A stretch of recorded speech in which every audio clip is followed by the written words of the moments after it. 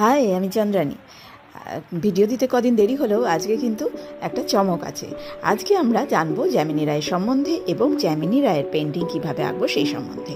এই পাশ্চাত্য রীতির চিত্রকলায় তিনি অসাধারণ দক্ষতা লাভ করেছিলেন এবং সেই সময় বিখ্যাত পোস্ট ইমপ্রেশনিস্ট পল সেজেন, ভ্যান গগ, পাবলো পিকাসো, গগার এইসব বড় বড় আর্টিস্টদের প্রভাব দেখা যায় তার চিত্রকলার মধ্যে।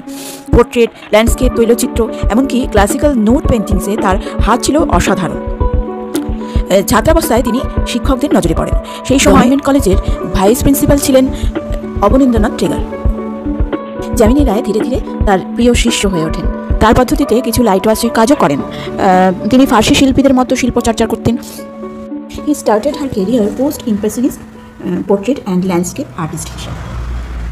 শিল্পী তার জীবনের প্রারম্ভে ইউরোপীয় আদলে ছবি আঁকলেও পরবর্তীকালে হঠাৎ করেই তার জীবনে পরিবর্তন আসে। শিল্পী হাঁপিয়ে ওঠেন পরসংস্কৃতি চর্চায়। তিনি ইউরোপীয় একাডেমিক আড়ম্বরপ্রিয়তা পরিহার করেন এবং দেশজ সরল রীতির প্রতি আকৃষ্ট হন। কালীঘাটের পটশিল্পীদের চিত্রকলায় আকৃষ্ট হন। তার বিষয় তখন হয়ে ওঠে গ্রাম বাংলার সরল মানুষের জীবন, তাদের দুঃখ কষ্ট, তারপরে ফোক আর্ট।